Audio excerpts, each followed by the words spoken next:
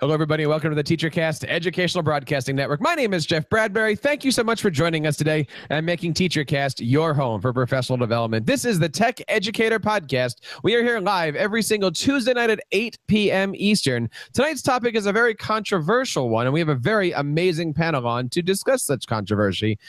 A few weeks ago, the New York Times put out an article all about brand ambassadors and should teachers be associated with various Edtech brands. Should they be getting freebies, if you will? Should they be pushing said freebies on their school districts, on their classrooms, and more importantly, on their students? This, of course, brings up several questions because I know in many jobs, they require some of these brand ambassadorships to even apply for said positions. And we are here to talk about all of those different things today. We, of course, want to hear from you. We are live here on Tuesday night over on TeacherCast.tv. Please leave a message over in our chat box. And, of course, you can reach out and be a part of this and all of our shows on TeacherCast by finding us on Twitter at TeacherCast, leaving us a voice message over at teachercast.net/voicemail. Email us at feedback@teachercast.net. And, of course, subscribe to this and all of our shows at teachercast.net/iTunes and teachercast.net/YouTube. I want to introduce our co-host tonight and our fantastic guest, Sam Patterson. How are you tonight? I am dandy, Jeff. Just dandy. And why are you dandy tonight? Because I'm out here in beautiful, sunny Southern California. We're into, the third week of school already. I've already taken sick days due to the flu, so we are 100% authentic and absolutely fully engaged. That is absolutely awesome. Joining us from the Midwest, Josh, how are you today? Josh is doing just fine. We're in the midst of our second week of school now. And how are things going? They're going all right. It's been an interesting adjustment. I'm co-teaching this year, at least in algebra this quarter and possibly other areas throughout the rest of the year in my role as tech integrator, trying to be a bigger part of the classrooms. So this is really my first time being a regular part of a classroom in 3 years. And it's definitely, there's a learning curve in the content area, but also just trying to figure out how to work that co-teaching relationship has been really an interesting challenge. But I think we're doing some really positive things for kids. That is awesome. It is great to see you here. We've got a lot of good things to talk about as we go through. Our guest is the famous tech rabbi. Michael, how are you today? Doing well. Also hailing from beautiful, slightly warm Southern California. And this year has been an interesting one. It's my first time in 8 years that I am not in a single school site. So a lot of the work that I'm doing right now involves some local schools that I am doing teacher mentoring and teacher support in, and also having an opportunity to travel around the country and speak and facilitate workshops and do a lot of the things that seem to be very controversial as of 2 weeks ago.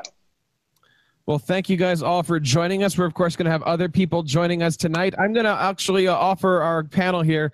We usually don't spend a lot of time doing Twitter chats, but guys, I think this is a good topic just to kind of keep posting out there on Twitter to make sure that people know that we are here as we are each and every Tuesday at 8 o'clock Eastern.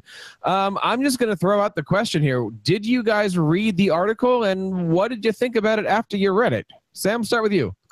I read the article. I absolutely loved it. It made me really happy when people were so focused on the best. No, it was a frustrating article to read because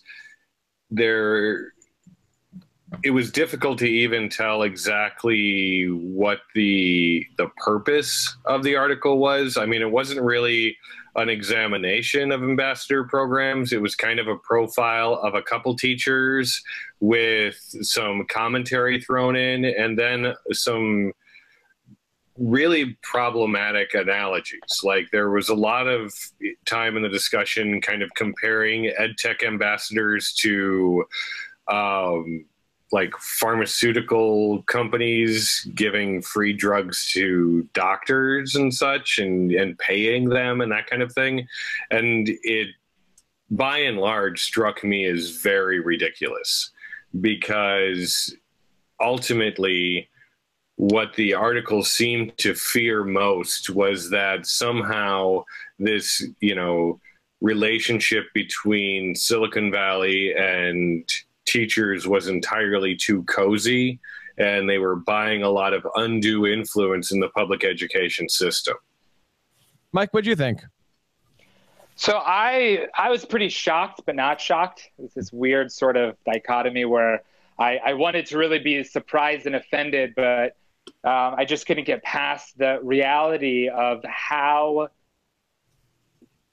the United States views the education system. And I think that that's really the problem is how the world looks at education and how education looks at the world, and the significant disconnect between the two.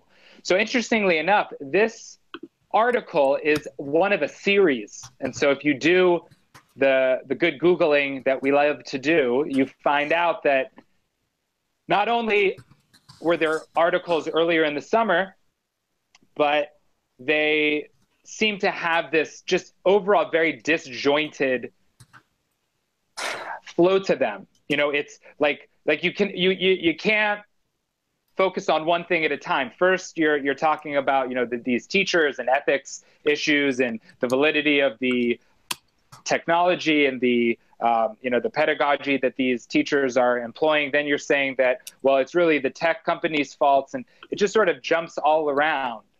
It's really the conversation that ensued that I find so shocking. And I said to my wife when I read the comments in an initial Facebook post that I was tagged on, I said to her, the honeymoon is over.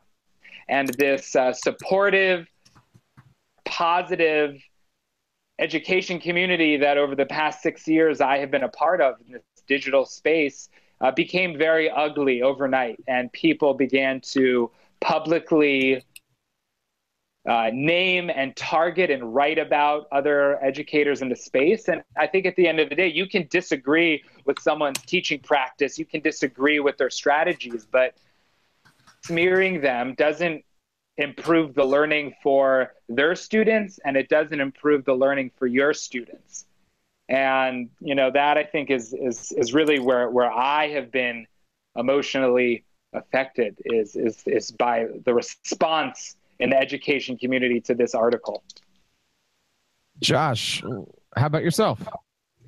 Well, I don't know how I can follow up that debrief of the article. That was really well thought out commentary there by Michael. Yeah, I don't know. I guess I didn't really have any thoughts as I read it. I think in some ways I reflected on my own quasi-relationship to that whole area, being a Google certified innovator and Google certified trainer. And so I tried to read it in that lens and think about myself and ethically speaking, how exactly does that look in my school? Like, do they know I'm that? Like, so that was a big thing in the article, right? Like, are we people that have that ambassador relationship, do they disclose that? I think I've been fairly transparent about the fact that all those things happened, and that's a part of who I am. And those are experiences that I've had. But for me, like, if I'm going to be like super micro in terms of my own experience with those programs, it wasn't about that it was Google stuff. It was about, I got to go for the Innovator program, hang out with 60 of these awesome educators and collaborate with them. Many of our projects had nothing to do with Google tools. It was just so you're saying that Google tricked you into giving away your students' data? No, exactly. You translated perfectly. Well, and if you look at the title of the other articles in this series, they all seem to be really just pantheons of balanced journalism. There's I got to scroll back down the page because it thought I wanted the top of the page, but I didn't. I wanted this part where it says, how Google took over the classroom, May 13. The Silicon Valley billionaires remaking America's schools, June 6th. How Silicon Valley pushed coding into American classrooms, June 27th. Right? So there's plenty of agenda here. That's all I'm saying. Well, let's take a look at all these different things, because, okay, raise of hand. How many are Google certified something? Okay, how many of you guys are Microsoft certified something? Okay. How many of you guys are Apple certified? Hey, Jeff. Yes. You may not remember, this is a primarily audio show. So the big thing here is I know as a technology coach, and let's see if we can choose the right words here. There are many technology coaching positions that are advertised as would prefer it if you are a Google certified educator or Google trainer or Google whatever, right? And I'm sure the Microsoft school districts say, we're looking for an innovation specialist, must be an MIE. Is that a school district saying that we will only hire you if you are a brand ambassador, but at the same time, we've got this pushback saying brand ambassadors should not be there? Let's start with that kind of an idea. Should school districts be requiring certifications if we're even having the conversation that certifications don't belong in education? I disagree that that was the intent of the article to say they don't. I think the intent of the article, as I read it, was that there needs to be a level of transparency involved with these things. I did find the comparison to doctors a little laughable because I would be happy to live by as strict of standards if my pay was at that level. So I think there's some of that that I thought, but still in it, it's still a good analogy because there isn't really research that, as far as I know, at least longitudinal, because it's so new, that using Google for education is going to significantly improve student learning outcomes compared to using Microsoft Office, compared to using Apple whatever, compared to using Ubuntu. And so I think that there is this idea that if we become too focused on it's got to be Google or nothing, I think that's where we get in trouble. So it's still, we need to be good about looking for what's best for our students in a number of ways. And I think first and foremost, like Sam was joking about before, but whatever tools we use, how are they with our student data? I think that is a really important thing. Not just are they great for creation, are they great for collaboration, but is our students' information going to be safe? Sam, how important is that? Because you know that there's companies, I don't want to always give specific names, but there are companies that have ambassador programs where student data is involved.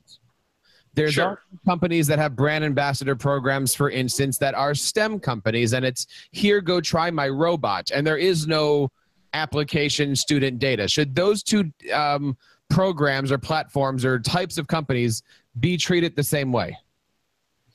Thought of the same way, or in the same conversation? Sorry, I was searching out articles to link to, and then ads started playing in my headset. So, one of the things that I have appreciated about the best ambassador programs I've been in is they've given me access to information about a product, a community that will help me use it better in the classroom, and it gives me somebody to answer my questions. The schools I work at have valued the relationships I have with companies because when they have a question, I can get an answer to it usually. In a lot of ways, this is much more networking than it is influence buying. But the problem is that the American public school teacher gets so very little support that any support might be seen as disproportionately influential.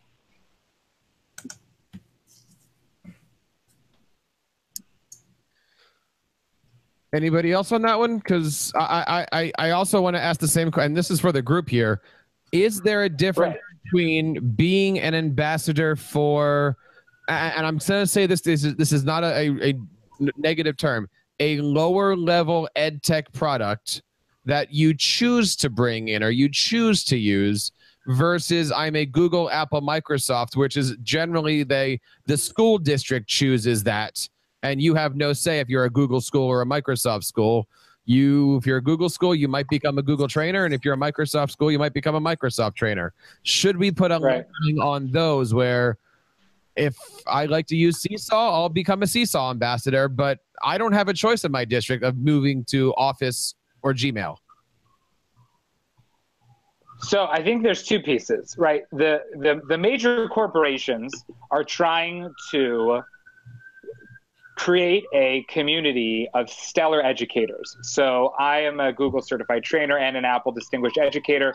Both of those involved a application process, a certain level of training and demonstration that not only do I know how to use the technology, but I use it to support innovative, if that's a fun buzzword, or meaningful learning experiences for the students. Then you have these startups or these companies that mature out of the startup phase after a few years, like Seesaw and Book Creator and Flipgrid. And those are like, they are looking for educators who are putting the time into curating and creating content around their solution. And as we all know, educators already work so many hours in general without technology even in the equation. They work all day, then they come home and they work through the night. They are constantly working on the weekends, looking at ways that they can better their classrooms. Now they have this additional challenge or burden, right, of now creating content in the digital space. So if they can be recognized for that, or they can be used as a model for other teachers interested in using the technology to say, oh, well, here's a classroom teacher. I can relate to this fourth grade teacher because I'm a fourth grade teacher. Oh, we're both English teachers. That's so cool. I can't wait to read the blog article or look at the portfolio or whatever curated content's there. What I'm struggling with right now is that brand ambassador and influencer marketing is 30 years old or even older. And social media influencing is as old as social media. And so it's why is it now? Like what happened besides this New York Times article that all of a sudden this is this like huge, conspiracy? Because what bothers me the most is that, I cannot go right now and teach in a public school district. I have a master's degree in education. I can't teach in a public school district. Why? Because I'm not certified. I don't have a certification to teach in public school, right? So these educators that are brand ambassadors and influencers, they all are qualified educators. And if they're not qualified, then the educators that see them should see right through them. And the article that I wrote on Medium last week, one of the things that I said is that the internet and social media is an absolute democratizer of who holds the keys to information, influence, and inspiration. It levels the playing field for everybody. Now anybody who is passionate and willing to put in the time can be recognized for great work in whatever industry they're in. So you don't just wake up today and say, well, I'm gonna become this influencer in the education space. People are gonna see through you. And conversations, they were borderline attacks on me as I questioned this. People said, oh, you can buy followers and you can fake it and you can convince a school district that you're some amazing influencer, and then they hire you, and then like nothing is stopping you. And I'm just like where? That's not how the internet works. So I know that was kind of like a tirade tangent right there, but I just feel like before we get into the legitimacy of different types of ambassadors, who are those ambassadors? Are they qualified professional educators that, in addition to whatever education and credentials that they have, they also are just really awesome at creativity and in content creation and in using apps to create an experience, right? So that's where I'm like really frustrated in the space of this article and the conversations that are ensuing because of it. Mike, are you okay? Yeah, I'm okay. Should I check my blood pressure here? Yeah, no. I'm afraid to ask my next question after this, because when I'm looking at these, I agree with what you guys just said. Some of the larger groups are creating global communities. Microsoft, for instance, has a fantastic educator community. They provide free professional development. They're now opening up their doors where, for instance, everybody can be in there.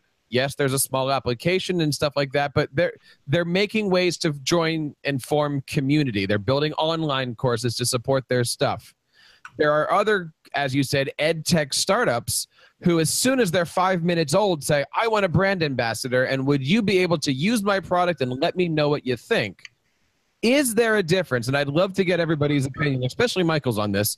Is there a difference between a brand ambassador and free research and development people? Because I think a lot of times these EdTech companies are saying, try my stuff out and let me know what you think and use it with your students, and I'll just keep making my project better. But, you know, I don't want to say the question, should teachers get paid to be ambassadors if they're A, making things for those companies, B, evangelizing, C, going out to ed camps and talking about everything, and B, it is still research and development. Mike, can I get I'll weigh in. I spoke so long, I was waiting for someone else to jump in. But I'll make these thoughts short so that everyone can be included in the conversation.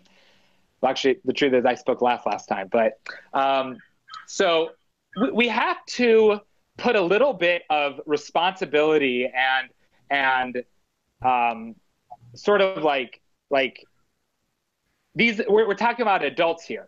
Oh no, did my camera turned off? Low power mode. Okay, I'm back. The Google certified program must have heard this. Yeah. It's like, what? Low power. iPhone shut down. Google Hangouts canceled.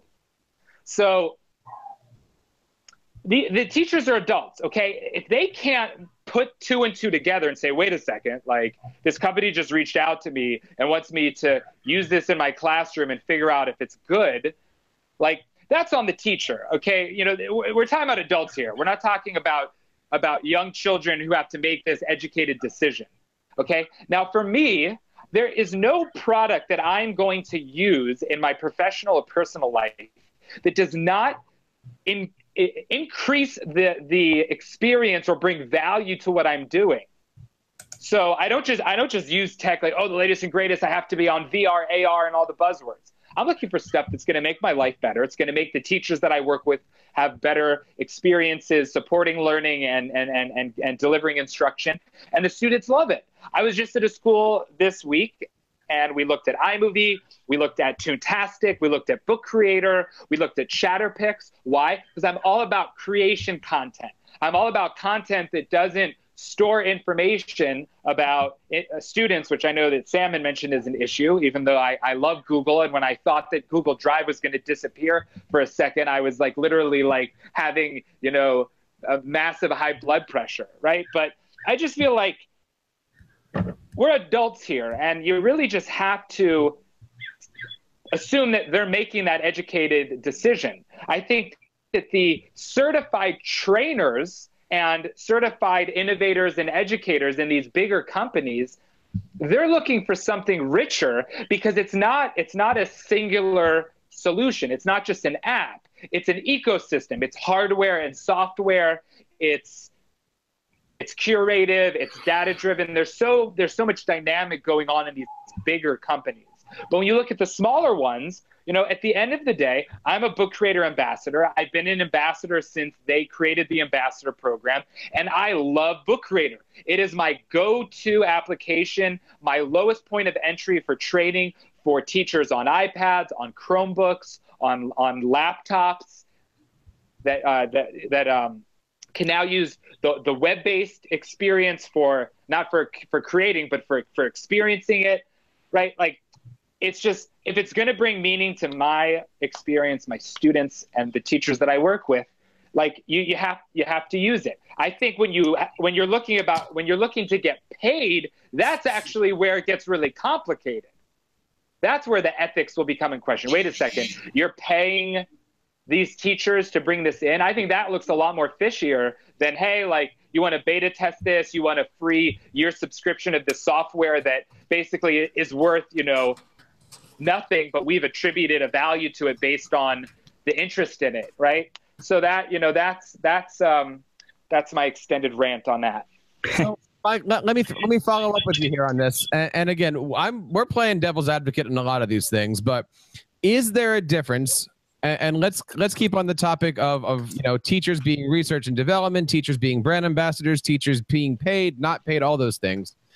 Is there a difference between a teacher being asked to create content, create curriculum, maybe write a blog post or two, maybe use it in their classroom, and that might be all part of the ambassador program. But if a company says, would you come out to said conference and spend 3 or 4 hours standing at our booth, is that a brand ambassador, or is that free work? Is that this? So should those things be in the same area? And I'm not saying come and maybe I am saying come and do a demo at our booth. Like, at what point, or what is the extent that a company should be asking people to do things, and at what point as a teacher should be looking at it and saying, well, you're asking me to do all these other things and do this and do this, and where are we with all these different topics? So Jeff, as you're talking there, and I'm thinking, what I came back to was you kept saying like companies telling teachers to try stuff, and I think in however many years I've been Google certified, whatever, Google's never, ever asked me, the program has never asked me to do something in my schools. Really. As far as I know, I think with the Google trainer program, I think you need to do like 12 trainings, but they don't tell you what it needs to be on. In fact, I've put in things that weren't even Google tools. Like I've presented on Scratch before. I've included that. They've accepted it.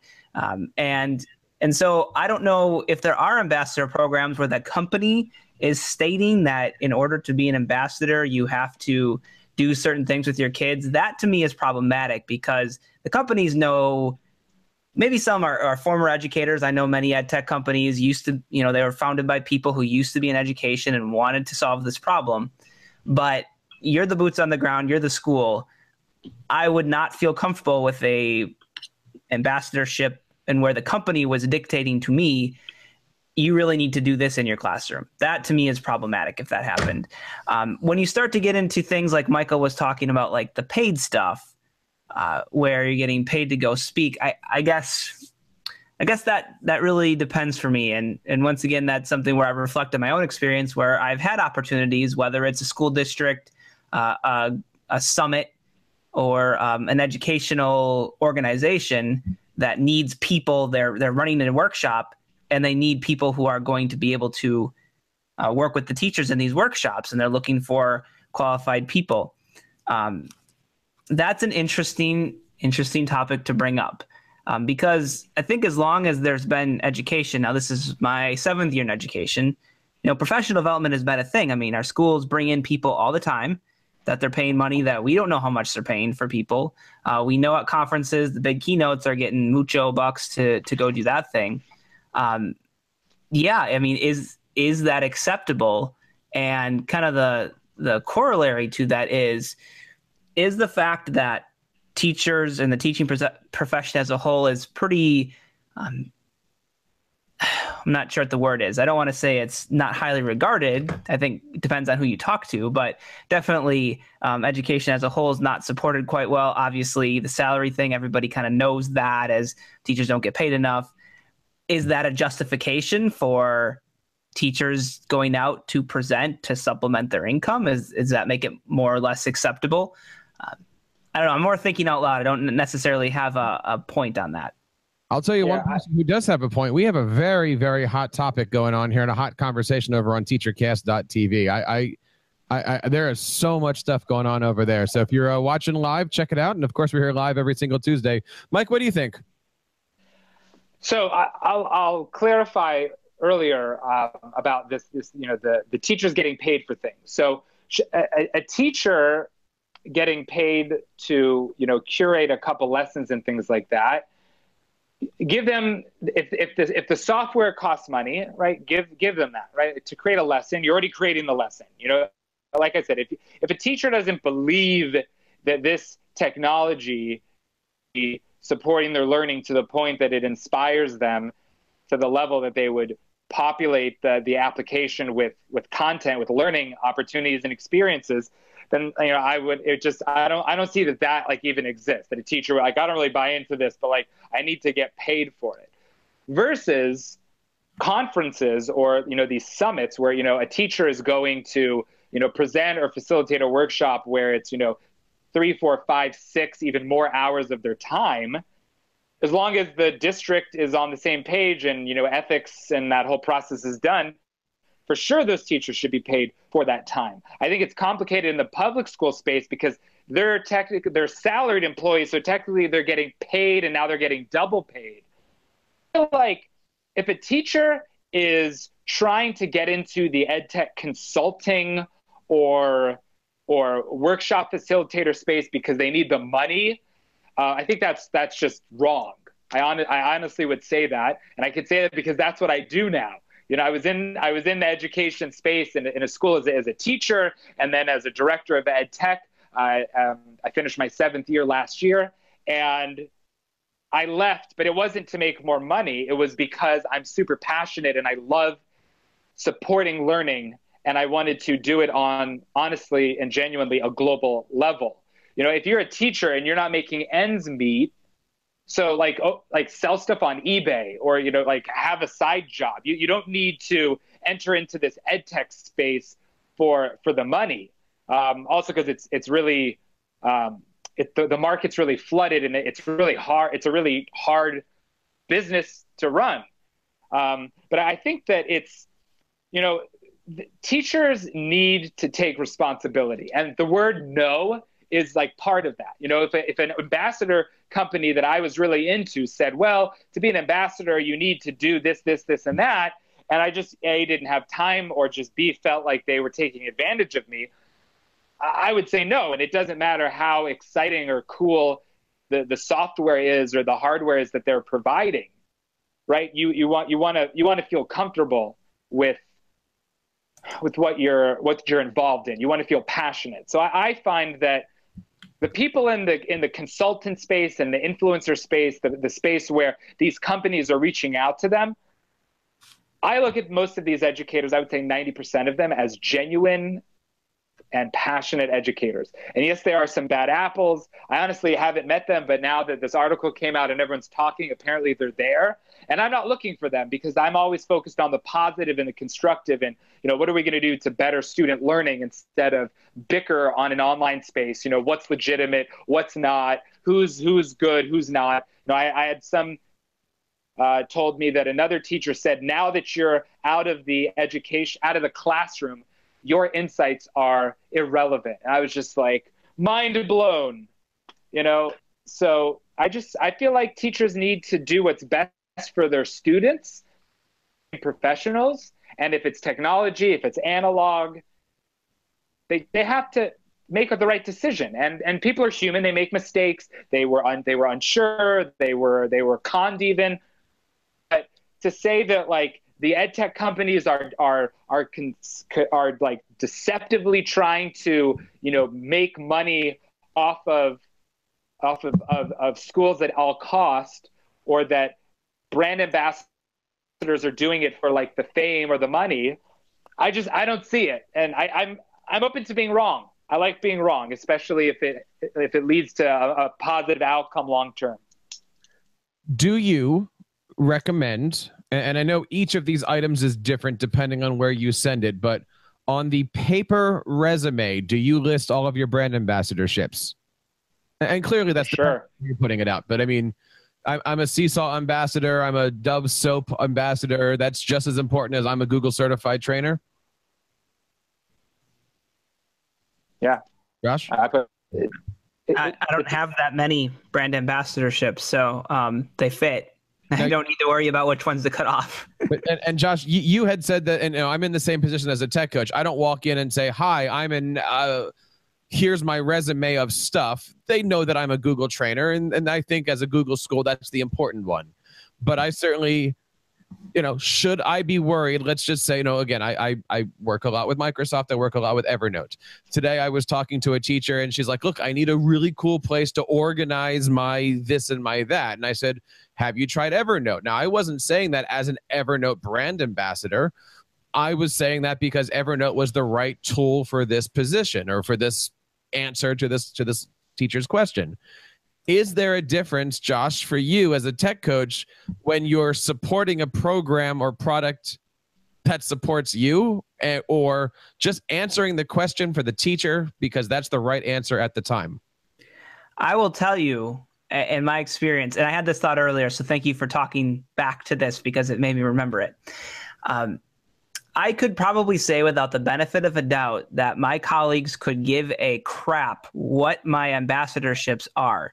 It means nothing to them that I'm a Google certified innovator or a Google certified trainer. That does not matter to my colleagues. My colleagues care, can I help them when they're looking for it? Do I have ideas for them to try that are going to allow their students to be more creative or that's going to save them time? The proof is in the pudding for my colleagues. They're more concerned that the things work, that when they need something from me, I'm able to provide it. That's how things happen. In most school districts, I would say, is that you have to prove that these things work. So I would say that there's no real influence on my colleagues that because I'm a Google certified whatever, that they're going to be more likely to use Google tools. They're more likely to use it when they can see how it's going to help their students. And I think Michael's talk touched on that.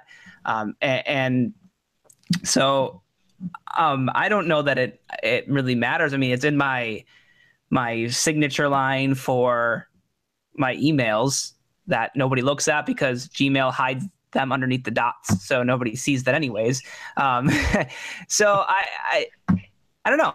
Like I think that some of this is overblown because teachers are very scrupulous. I don't know if that was the right word I wanted to use, but when you're in your classroom, and I'm finding this out right now, and you've been in that classroom for a long time, you're not likely to change unless you really, really believe in what that change is. And so I don't know that the brand ambassadorships really, really change that much. I think it all goes back to the core of, is this going to be good for learning? And the teachers being professionals end up making that decision. Obviously from the personal aspect, like if I myself have my own classroom and I'm a brand ambassador, I think that's a bit different in terms of why I might use things. But I think in many of those cases, it's kind of the opposite. Like if I really enjoyed using Plickers, for instance, Plickers, I love very quick formative assessment. I don't have to have, get the cart of laptops, which might be hard sometimes, or cart of Chromebooks. I can just get a quick assessment. I love it. I probably won't pursue being a brand ambassador because, to be honest, I don't feel like, why would I? I can use the tool and it's fine. But like I see the purpose. I get that formative assessment that I can use to inform my instruction. And I want to tell other people about it because I think it's going to save them time, give them a lot of good information to help their teaching. We've talked about this in circles. I think as long as that's the space that any ambassador is in, we're fine. I think, and somebody brought this up in the chat, guest 643, who mentioned that we kind of base our discussion on kind of the altruistic nature of teachers. Yeah, I think we do base our discussion on that, don't we? I think we like to believe the best of our colleagues. We like to believe the best in ourselves. That we're totally in it for the kids, which sometimes I think our focus on that may hurt us at times in terms of what we battle for, because we are so focused on doing great things for kids. But yeah, I know that there's teachers out there that do all these, like, rack up these brand ambassadorships like pieces of flair from Office Space, right? They got to have so many of them. It's like in your ISG conference tag, it's dragging on the floor. Right. Yeah. Like that's crazy. But I think there are some that do that. And I think it kind of comes back to, as teachers being undervalued, and I think this was great in the article. And if you haven't read Audrey Water, she had a really good post that kind of tackled the a different side of this debate in terms of impoverished schools and things like that. But there's a sentence in there about one of the heads of one of these companies said teachers like to feel like they're being listened to. And I don't think it was intentional, but I think it was funny how that was put, that it's not even so much that there's any real like huge popularity benefit, but just the fact that a teacher's like, oh, I'm in this really tough job nobody cares about, but now like somebody does care about it. Like that's a big deal for teachers. It's a hard grind, and to have that's a big thing. Yeah.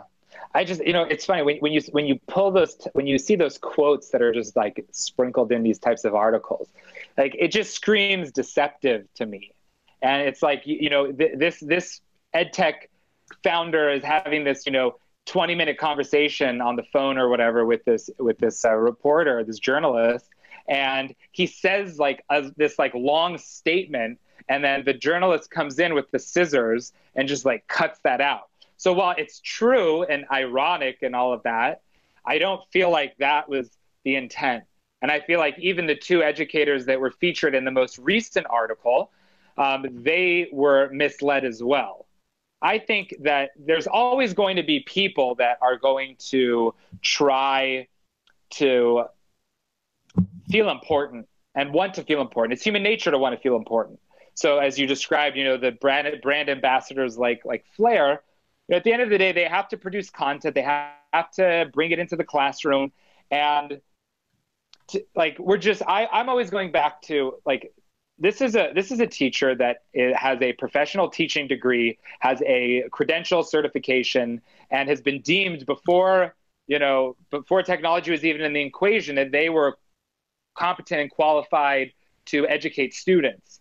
And then now we're in this space where it's like, well, but now they're making these really bad decisions, and they are bringing in tools that have not been, researched properly if they actually lead to meaningful learning, and they can be, damaging the students on an intellectual level or their literacy and things like that. And then you have the other spectrum, which Audrey Waters, she is, a huge force in the education community. She's been around for a long time. The comments were off on that article, so I couldn't engage in a conversation around it. But I honestly disagree with some parts of the article. One of them is why does everything always have to shift to equity and to that conversation? I think we can have that conversation, but I just feel like everyone has their agenda on how they were twisting this. A inner city, and I wrote this on my Medium article, an inner city teacher can wake up tomorrow and say, you know what, I'm going to get on Instagram, I'm going to get on Snapchat and Twitter, and I'm going to tell the story of my students and how they are intelligent and passionate, and I'm going to figure out a way to either get donors choose, or I'm going to work and become a brand ambassador and bring this stuff into my school. Anyone can do that. Anyone that's willing to put in the time. And I just don't believe that it's off limits because of equity. And I even said in my article, and I'll say live right now, if a inner city educator or someone who's an advocate in the inner city for improving education is willing to create and I mapped it out in my article, a co-op, right? A public space that is a media creation center that supports video content creation and podcasting and multimedia design, all of that. I priced it out at about $5,000 to get a bunch of awesome tools in there and hopefully mentors that would be inspired to be part of that process. I'll put the first $100 down on that. And I wrote that and I said it live. I'm all about constructive solutions. So yes, there are teachers that are maybe disingenuous or they want to feel important and they go brand ambassador crazy. But at least the two that were quoted in this article, they work tirelessly. They work their butts off, and they spend a lot of their free time creating and curating content that they want to help others, right? They have blogs, they have social media. They're not trying to sell some, if you want the secrets of being an educator, EdTech whiz, buy my $1,000 course, right? They're giving it out for free and people gravitate towards them. And, for me, look, I'm a Hasidic Jewish rabbi, okay? I could have stayed in my little community of 2 by 2 mile, little square. Just to give you sort of a perspective, I've had a minivan for 3 years, and I put 15,000 miles on it in 3 years. I don't go anywhere, but I decided I want to go everywhere. So I am out in the world, and I am collaborating with people that are not the same race as me, not the same religion as me, not the same political alignment as me, whatever it is, because once again, the internet and social media and technology have democratized who can collaborate, who can connect. And at the end of the day, I believe that the people that are doing the great work are doing it not for the fame and the money, but they're doing it for the benefit of their students and their classrooms and the students that they work with and students all over the world whose teachers are being inspired and impacted by what they are consuming from these very talented and creative educators. And that's another rant for the show. Mike, I think I'm going to speak for everybody here and those who are not here and say you are welcome on the show anytime. Thank you. I get excited, but it's like I love it. I want to clear the air. We got about 15, 20 minutes left here. We of course have a huge chat room here. We've been talking about this brand ambassador program from the point of view of a teacher who is being sponsored with or without money, or partnered with a company, and they're going to donate a service or a tech or something for the use of their students. I want to take this on the other side of the fence and say, what about teachers who partner with companies, but those services, those things have nothing to do with the classroom? So, for instance, let's say Josh was a math teacher and only teaches math, but outside he's got an awesome 3D printer blog and he's partnering with 3D printer companies, and maybe he's got a wall of 3D printer companies in the back, but he doesn't bring that brand ambassador business, if you will, or hobby into the classroom. Is that okay? Is that a completely different topic altogether? I think you're diving into can teachers be something other than teachers when they're off the clock? I think you're diving into a discussion that goes into things like, is it okay for a teacher to post pictures of them out, at the bar, hanging out with their friends? Is that okay? Because I know there's stories of teachers who have gotten fired for that. As teachers, there's this idea that you're always on the clock, perfect model citizen. And maybe I'm off base here, but I mean, I get nervous when I go to the grocery store that's right down the road in my school district, and they have a deal on Wisconsin's best beer, Spotted Cow. I like to have one once in a while. I'm of age. I can do that. But I feel nervous going to the store to buy that, because what if a kid sees me? I know that's preposterous because kids aren't stupid. They know that happens. But yet I think there's this stigma associated with that. Like you have to be like perfect on the clock. So coming back to your point about the 3D printer thing not coming into the classroom, I don't know. I mean, that dives into a whole lot of things. Is that moonlighting? Is that okay to do? Is it like having a second job? Where, I know teachers that, go and they bartend, or they wait tables, or they do all these other things. They go work at a toy store to make extra money. If that kind of stuff is okay, then I don't see why that's a problem, especially if they're not bringing it into the classroom and it's not impacting their ability to do their job. What would the problem be? It's not like they're out like shilling for Miller. Like they're not a Miller brand ambassador. I think that gets into a bit of an issue. Josh, are you thirsty? You keep coming back to this topic. Actually, I am currently a Diet Mountain Dew certified educator at the moment. Well, now I have to edit that out and pixelate it a little bit. Right. Where's the chat? Where's this chat? I feel like I'm missing out right now. We are live on TEACHERCAST.tv, where we have our video there each and every single week. We have about a dozen or so viewers watching live right now. We're here live every single Tuesday. And I'm going to do my best, guys, to get all the different links up on the show notes this week, because this is a great topic. Now, I don't want to rat out a friend, but I know somebody who let's put it this way. We all know somebody, I'm not going to give a name, but that person is a brand ambassador for a certain company. Stop there.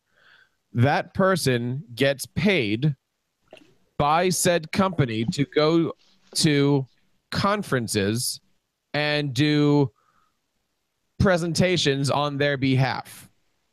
Some of these conferences are the weekend free conference. I'm not going to say the brand name, but we know what I'm talking about there. And some of these conferences are the ones where teachers spend a couple $100 to go get a ticket for. Is it ethical, unethical, just the society that we live in, that the company is paying this teacher to go around to various conferences and there's money involved because essentially he's working for that company to go do presentations on their behalf?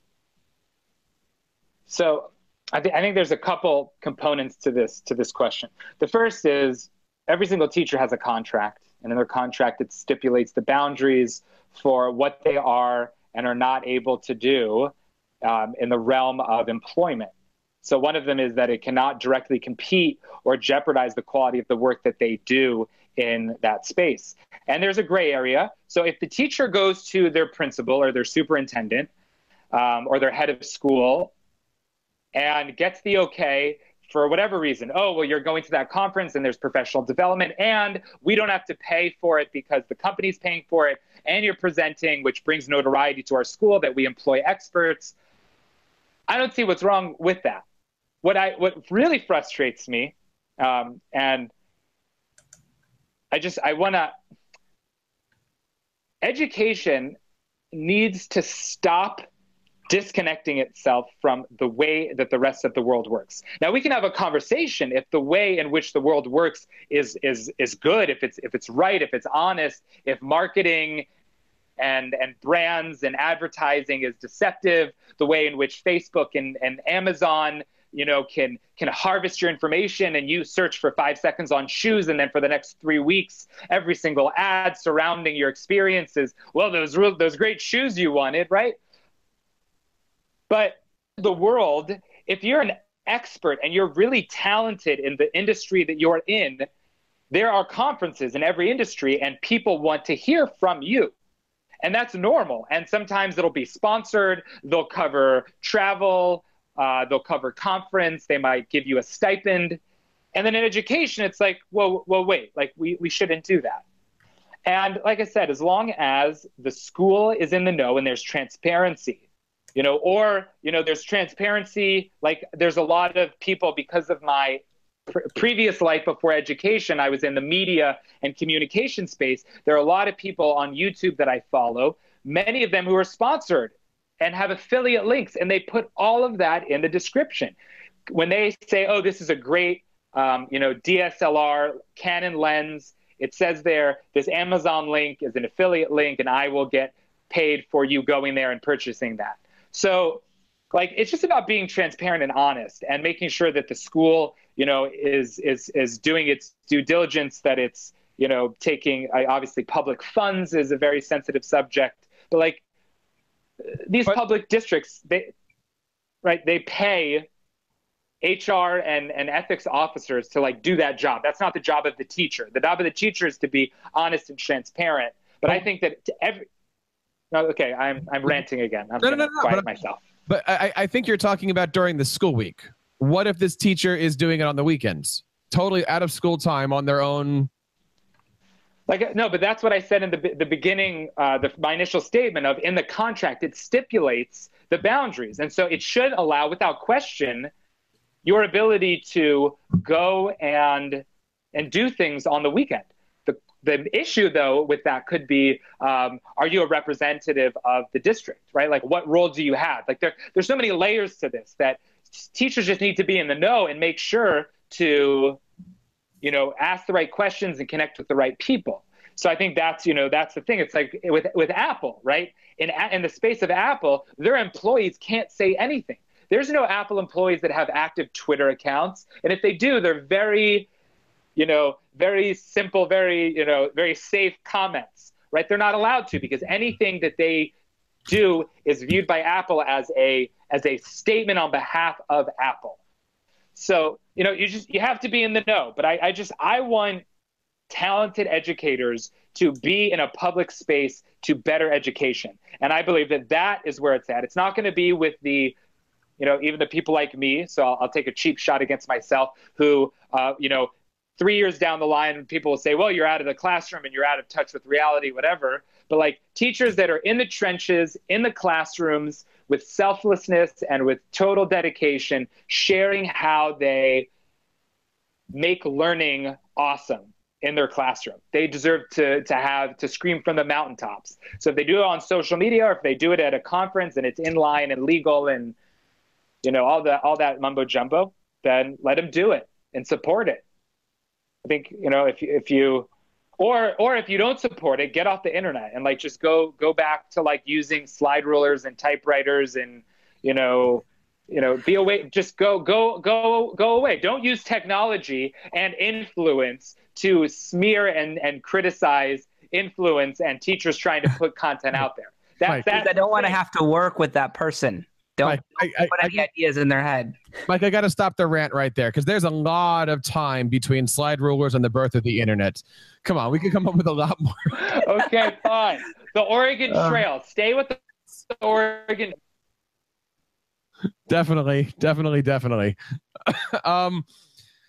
Look, I got to tell you guys, this was one of my favorite shows. It was a controversial topic. I'll be honest, for anybody who's listening, I threw out some stuff that I believe in. I threw out some stuff in there that I don't believe in, and I'll leave it up there in the air. I tried to have some good conversations tonight. Mike, I think might have had a glitch because his video is frozen. Josh, are you still there? I'm still here. Josh, where can we get a hold of you and the great things that are happening in your neck of the woods? You can find me out at Mr. G Fact of the Day on Twitter. Hopefully, we'll start sharing a little bit about my experiences in this co-teaching role.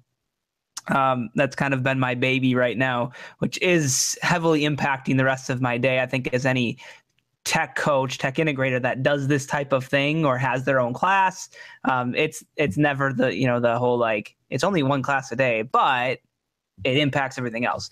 So it's been a great experience so far, and there's a lot of things that I want to share. I should probably clear that with my co-teacher first, if she's okay with me being mostly frank and honest. Obviously, keeping some things close to the chest, but yeah, I want to start sharing from that experience and the things that as somebody who, sorry if I'm going a little bit of a, no. I'm gonna be quick. I was in the classroom for 3 years until I got my current position. And so I've been out of the classroom for 3 years. So now I'm back in. And in those 3 years, I have been to a bunch of conferences. I have read a bunch of books. I have studied a bunch of research. I have gone through so much professional development, not just on technology. Obviously, that's my domain now, but on teaching and learning, on learning targets, on assessment, on intervention, on lesson planning, on homework, on every like piece of the realm of education. So coming back into that space in the classroom, knowing what I know now, first of all, I realized like what those poor students I had my first 3 years of teaching, because holy mackerel, I am such a better educator now, just where my brain goes. And the second thing is I'm really impatient in terms of how slow things change, because I've read all these things. I know what the research says. I know what's working other places. I know what teachers in our building are doing that are successful, and I want to bring those to the space that I'm in, but also realizing that I can't treat this like I'm playing a game of like pandemic. I commonly use this analogy with my wife. We love to do some board gaming. Pandemic is one of our favorites, Forbidden Desert. And in those games, you're cooperative. So you're with like 4 other people, and your whole goal is to do these different tasks, and you're working together, and each person gets their turn. And often when we play that, I am watching everybody else's turn and trying to think like 4 steps ahead. And it gets to a point, if I'm not careful, I start dictating to the entire table what their turn needs to look like so that we can win. And I keep telling myself that I can't do that in this space. I mean, this is this teacher's classroom. So how can I influence and help this teacher change and do some different things for kids without becoming Josh who plays pandemic? Michael, welcome back. We're just wrapping up here.